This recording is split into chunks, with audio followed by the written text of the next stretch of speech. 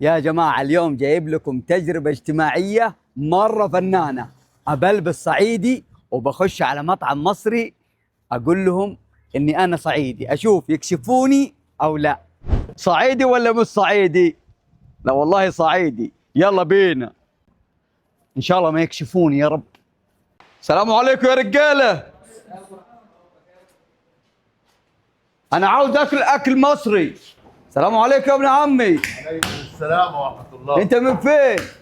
من بنها. من بنها؟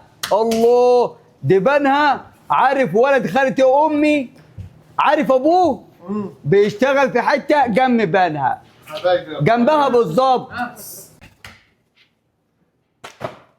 انت هتطير؟ هتعمل ايه؟ هيطير.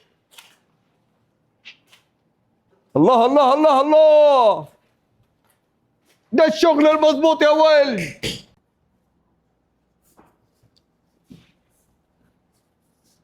الاكل يا ابوي. جاي لك يا خال. انا صعيدي. اهلا، منين من الصعيد؟ انا من سوهاج. انا كمان من سوهاج. انت منين في سوهاج؟ من طنطا. من طنطا. طنطا هناك في سوهاج. بالله. الله الله الله، اكلكوا حلو. بالله يا ولي النعم. الله ما شاء الله تبارك الله. والله يا اخوان بعد ما كشفونا الرجال خلاص لازم اقول صراحه الفطيره المشلتت قسم بالله كاني في مصر، طعم لذيذ. هذا فطيره المحروسه، شوف الحشوه، جبنه كيري وسجق، لذيذه فنانه.